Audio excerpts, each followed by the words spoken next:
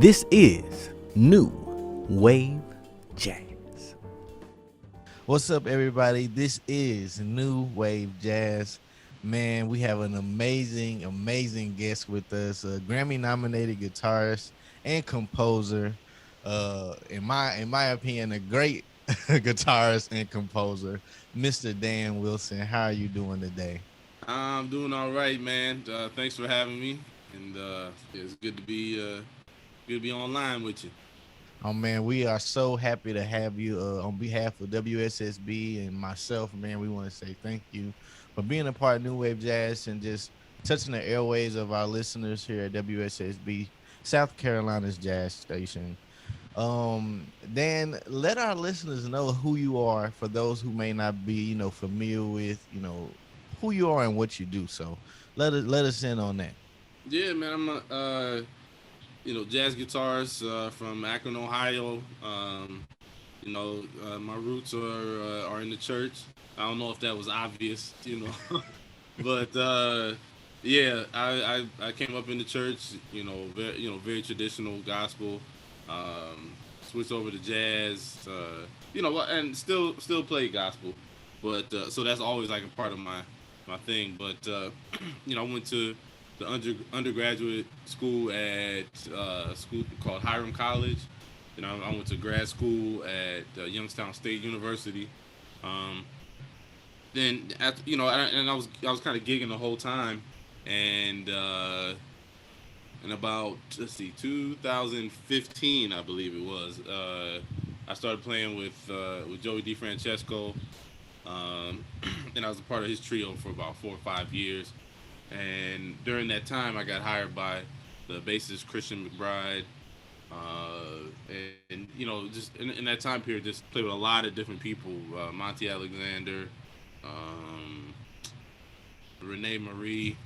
Um, there's a ton of different people, and and that kind of the culmination of that was this album that we're going to be talking about today. Okay, well, I'm so excited to hear about it. We will be talking about Dan Wilson's latest album, Vessels of Wood and Earth. Uh, it's on.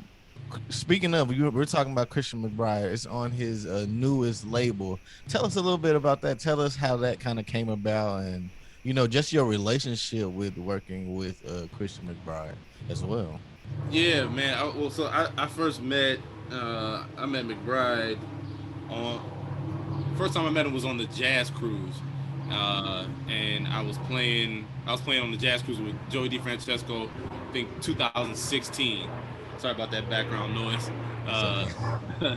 um, and you know I loved Christian's music for years, and we kind of rapped. He was like, "Yeah, man, you sound good," and you know just kind of went our separate ways. And then he came to Cleveland to try C to do a residency there, to do some educational work. And the director of the Tri C Jazz Festival, Terry Pontremoli, um, she kind of lobbied on my behalf. She was like, McBride, dude, I got this guitar player. You gotta hear, and you should definitely play with this guy.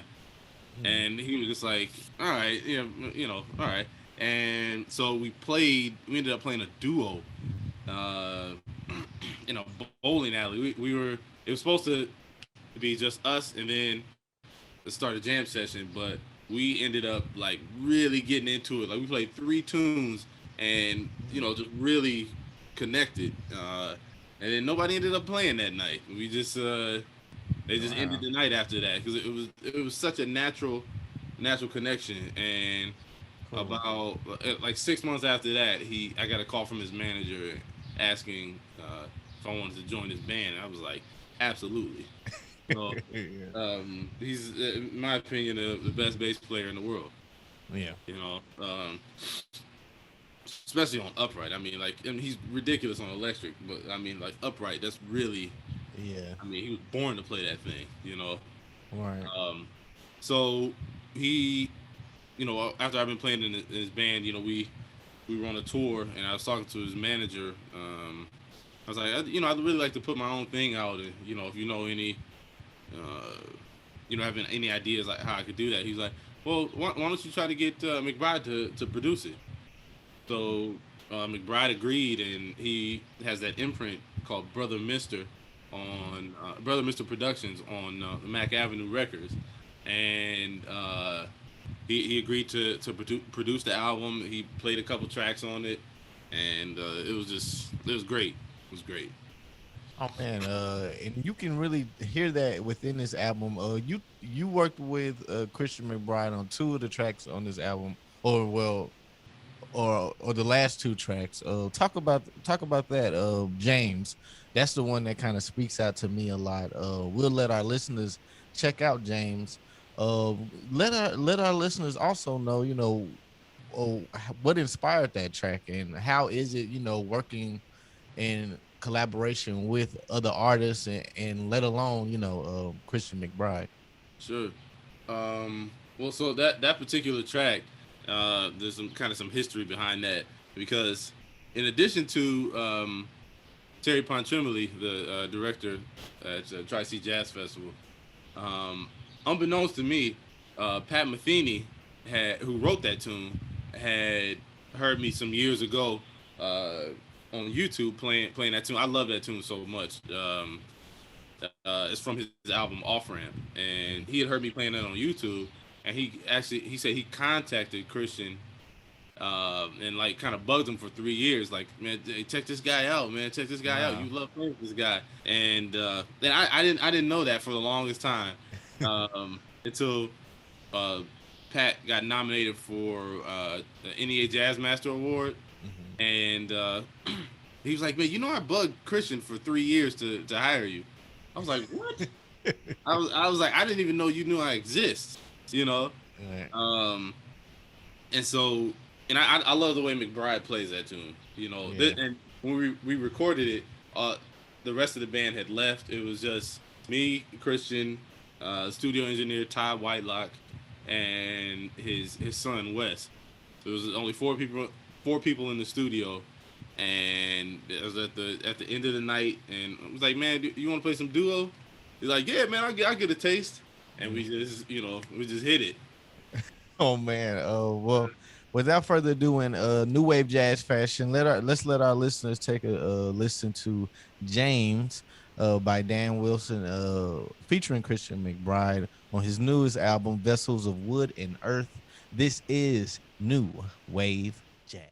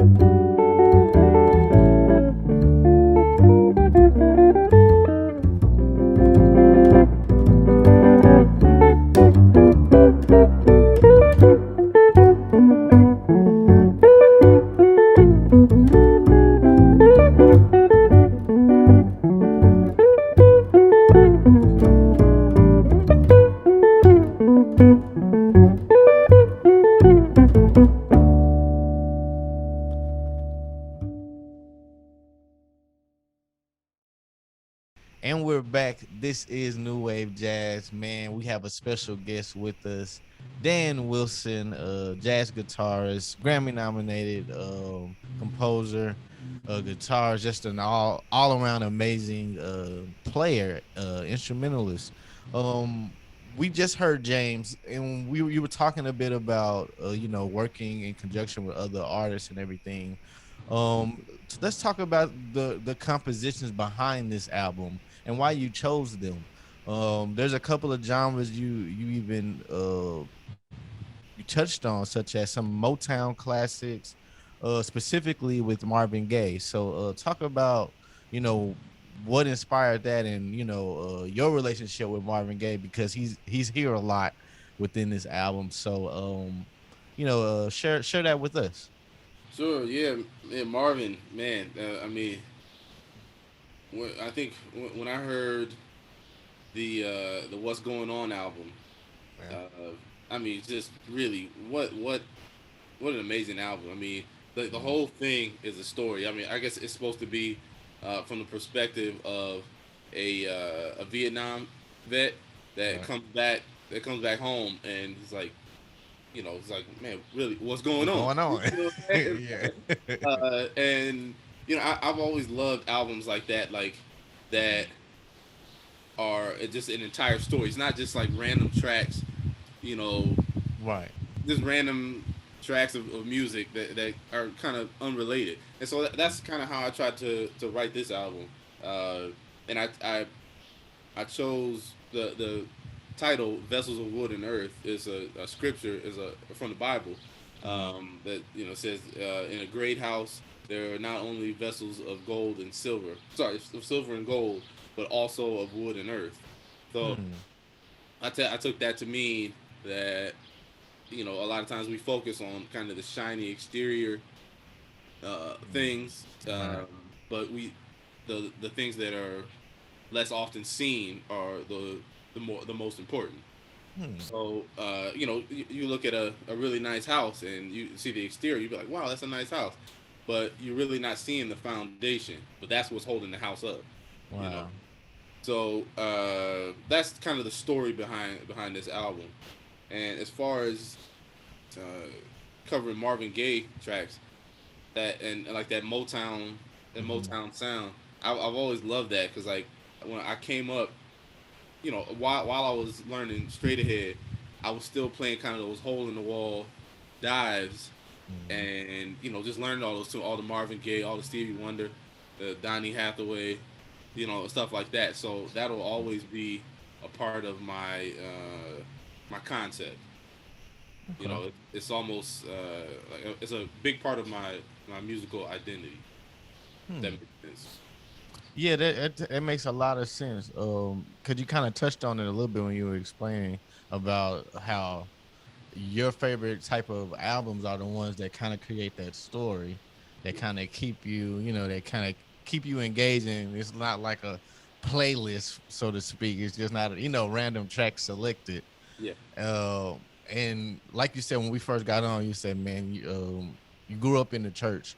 Talk a little bit about that. Talk about how how gospel plays such a big role in your music, and especially in this album. Sure, sure. You know, I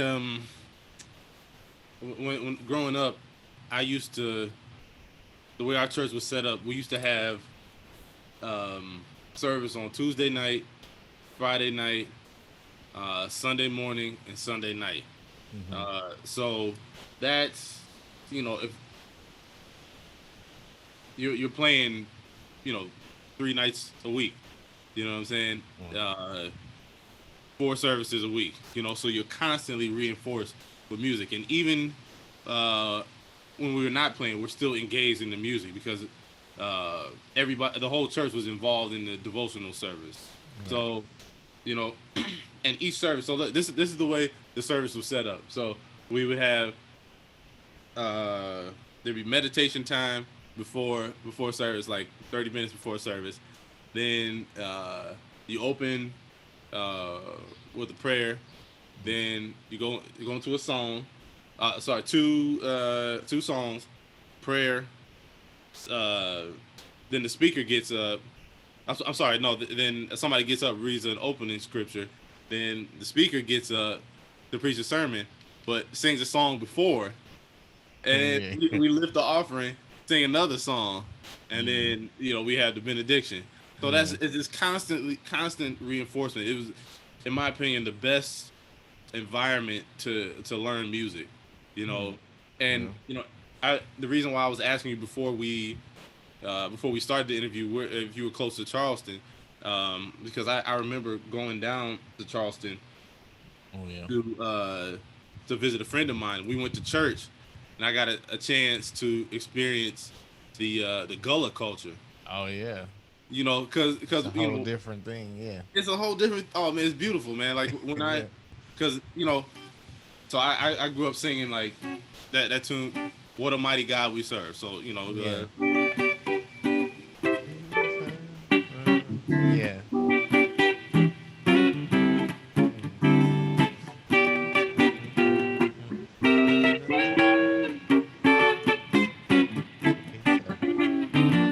so I Yeah. I went down to Charleston. I went to church in Charleston, and I heard everybody clapping. Dun, dun, dun, dun, dun, dun. Yeah, it had that. Yeah. I was like, That groove. whoa, my mind was blown. Yeah. So so I try to bring that devotional, that kind of devotional service Hmm. feeling to my original music. I want everybody to be involved. I don't I've been in clubs where uh, everybody's like nice and quiet, and everybody's very reserved, and Right. that can kind of be a drag sometimes. Yeah. I want when people hear my music, I want people to kind of be stomping and clapping Right. and engaged in the music. You know what I mean? Hmm. Um, so I that's the type of kind of catalyst for my original composition. Okay. Well, let's let our listeners check out one of your original compositions. I believe the rhythm section is one of your originals, correct? Yes. So let's let our listeners listen to the opening track of Dan Wilson's latest album, Vessels of Wood and Earth, with the track "The Rhythm Section." This is New Wave Jazz.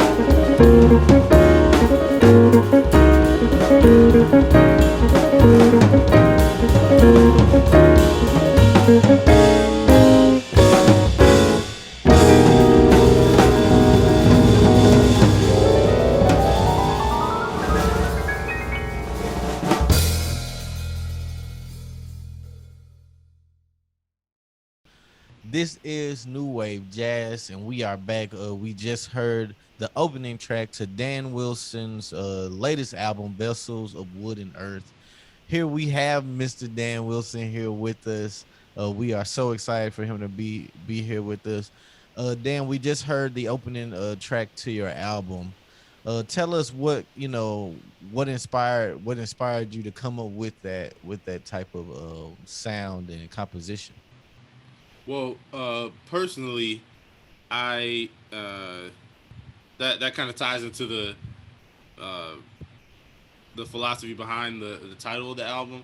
Um, I always notice that whenever I go to a jam session anywhere, but especially in New York or some places like that, there would be we'd see like a line of horn players that they would literally line up, and they all would take like 10, 20 minute solos on the same tune. And the rhythm section instruments would just get beat to death.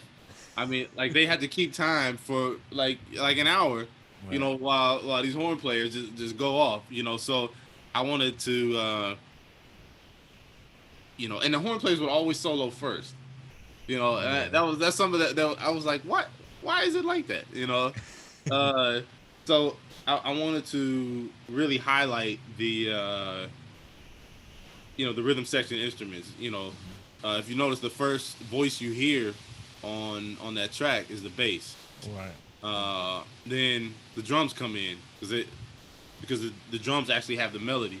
The traditional melodic instruments are just playing a part.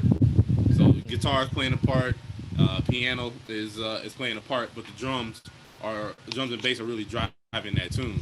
Um, Wow. but musically, that it kind of came from this Dizzy Gillespie tune called Two Bass Hit. Hmm. That's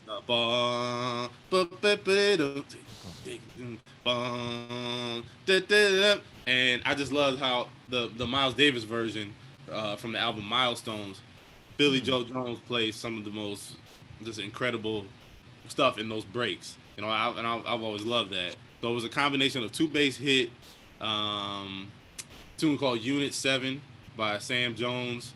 Because I always love it's a blues, but it's got a bridge, so it's a slightly extended blues. Wow. So it's a mix between Two Bass Hit um, and Unit 7.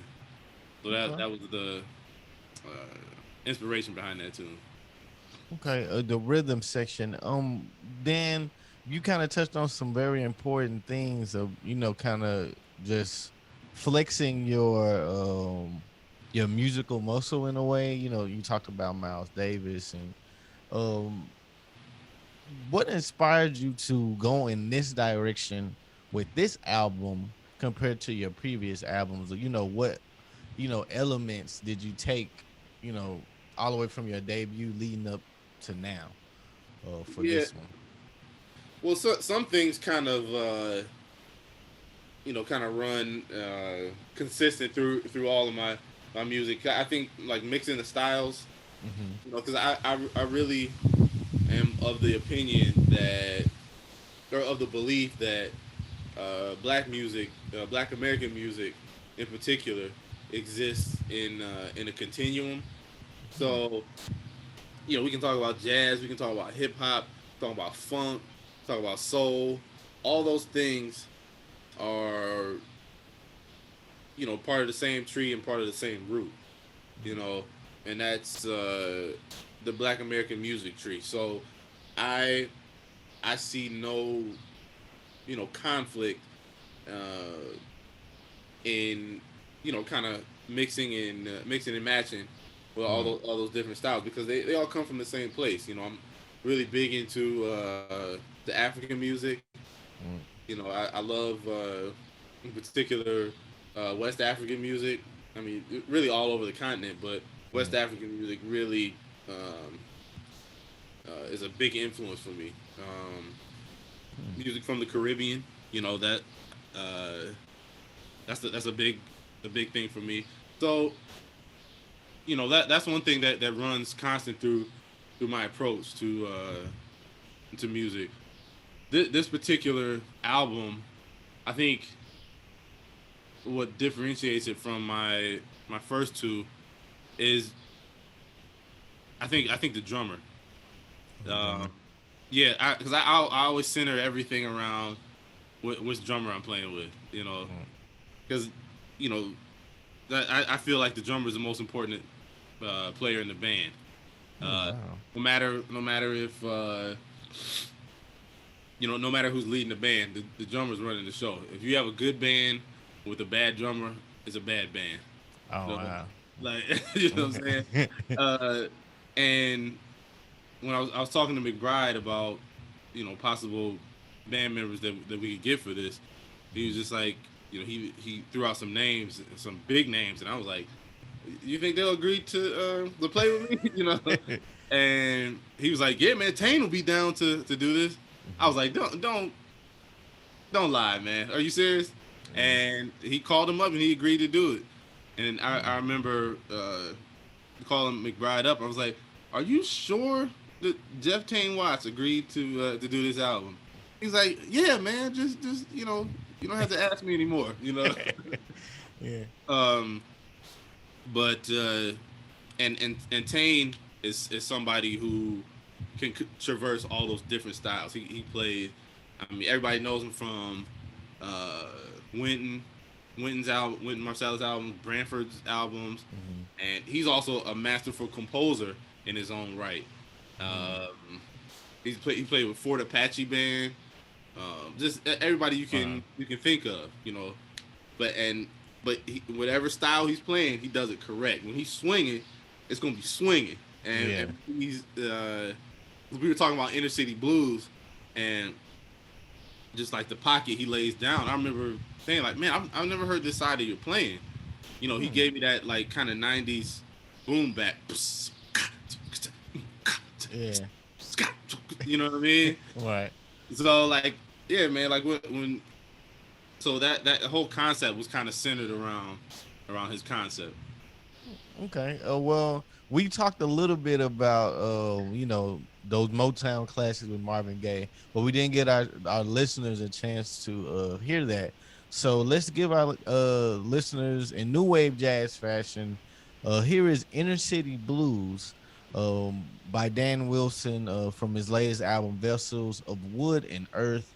This is new wave jazz. Roll.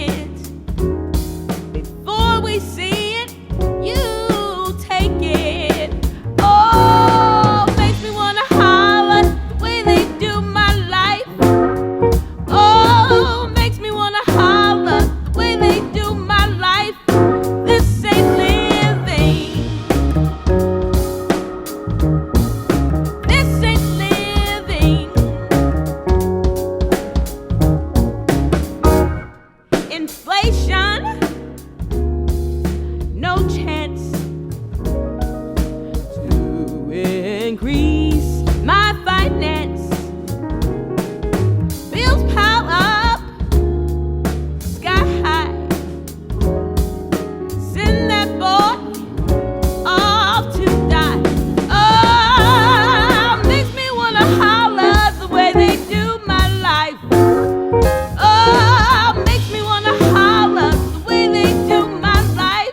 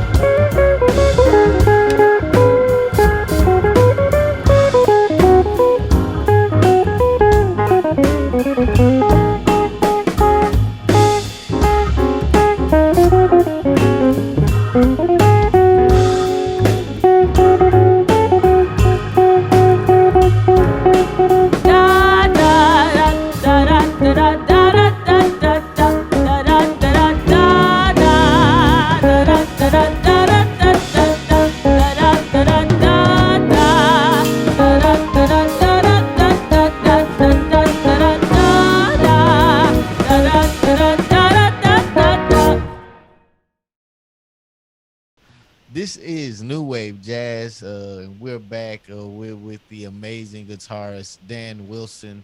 We just heard Inner City Blues. You had an amazing vocalist, Joy Brown.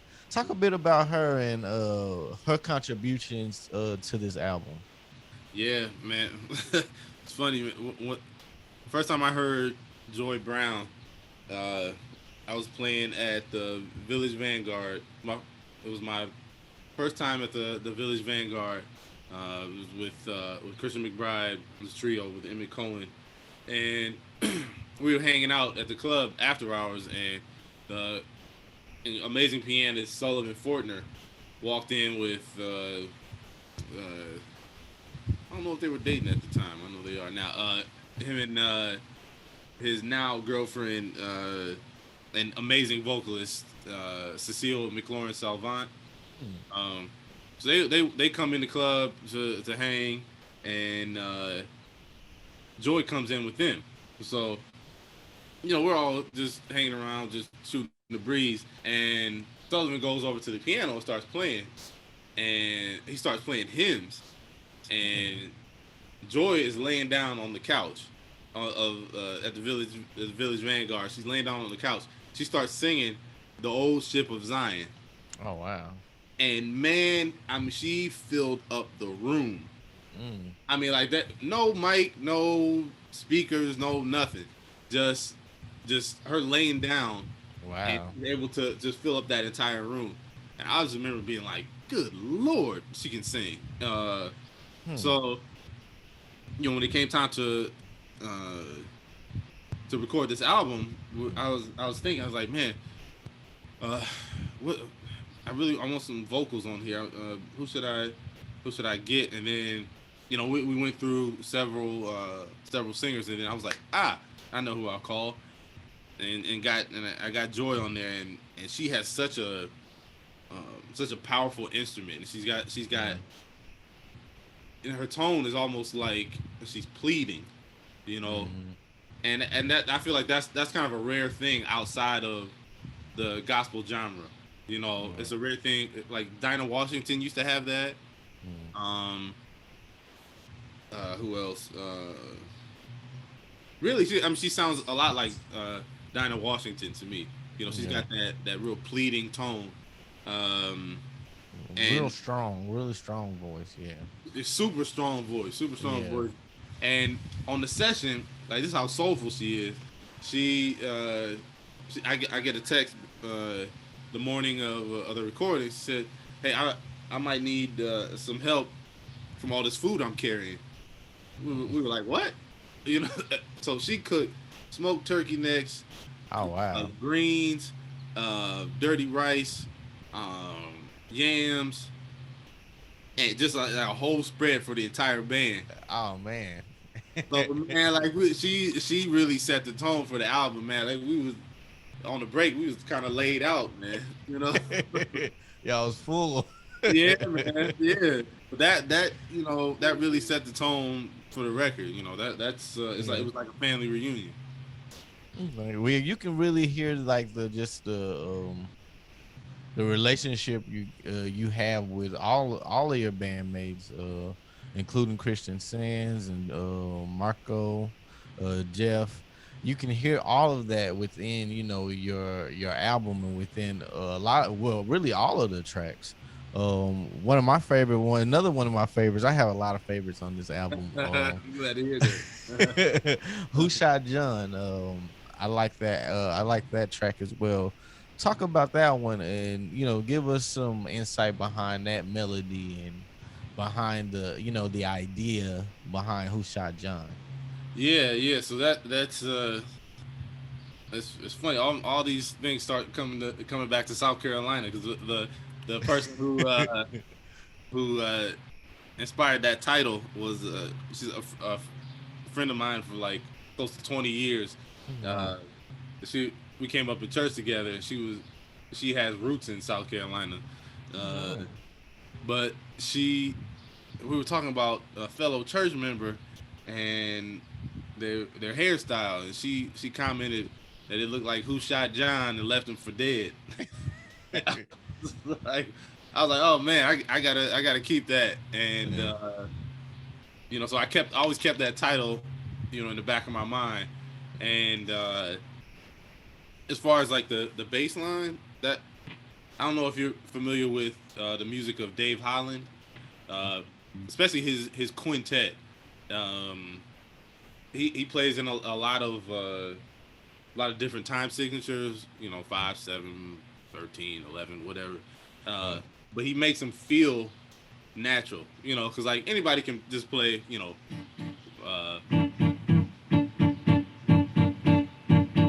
that's Right. but it sounds square because Yeah. you know what I'm saying. Right. But he has this song called "The Balance," and the bass line is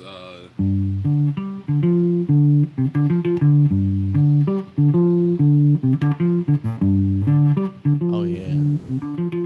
you know what I'm saying, and you can't hear Hmm. that without just like, man, that's funky, man. Yeah. Right. You know what I'm saying?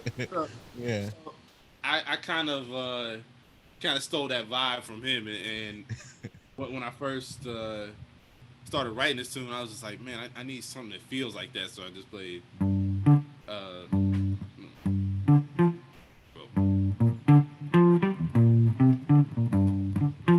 Yeah. Yeah. right, so Dave Holland, Yeah. and Who Shot Johnny. All right there. Yeah. You know what I mean? Oh man. Yeah. That's amazing. Oh That yeah, sounds bro. amazing. Then you're incredible. Oh man, I Sound appreciate it, man. I'm incredible. deep.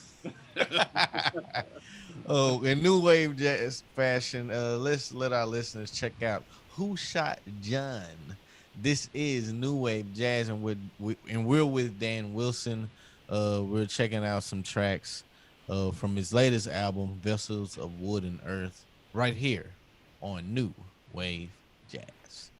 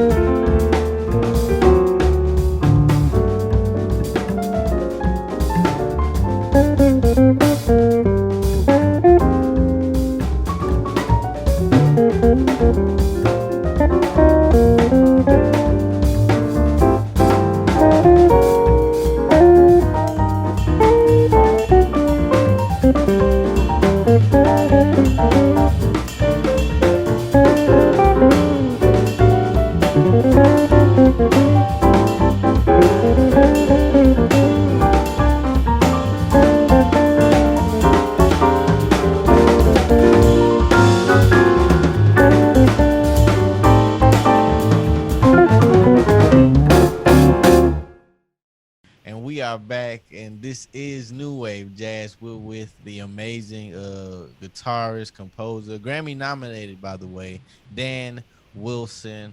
Man, we have been kind of dissecting his latest album, Vessels of Wood and Earth.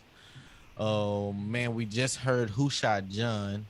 We heard the before that we even Dan even broke it down for us and everything on just the bass section of that track and how groovy that that line is. So Dan, man, first off, I just want to say thank you for spending time with us today at New Wave Jazz and with WSSB.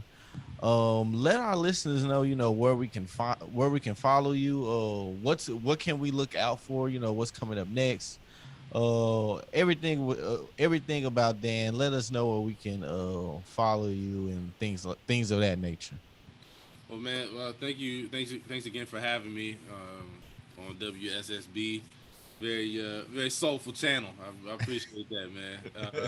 I couldn't expect nothing less of for South Carolina, man. Oh man, thank you. Yeah. Um, but so yeah, I'm all over social media. On Instagram, Dan Wilson Guitar, Twitter, Dan Wilson Guitar, and then my website, danwilsonguitar.com. Okay. uh, and as things are opening back up, I have I'm gonna start putting up some dates, some tour dates, and I know I have some things coming up in July. There's a project that I put together that's going to be kind of part of the my next record whenever that comes out. Uh, Okay. it's organ trio and three vocalists. So we're gonna get into some stuff. We're doing some live shows around Cleveland, Okay. um, and I have some the Vessels of Wood and Earth band. We're doing some things in Pittsburgh in July at the Pittsburgh Playhouse on July. I should know this offhand, but I write all my dates and down and forget about them. That's on July 15th Okay. at the Pittsburgh Playhouse. So I'm excited. Glenn Zaleski on piano, Marco Pandesio on bass, and James Johnson III on drums. Then I have some things with McBride. The first week in August we're playing in Aspen, Colorado. Uh, then coming up in the fall I'll be playing the Vail Jazz Party. Oh man, you're gonna be Right. busy.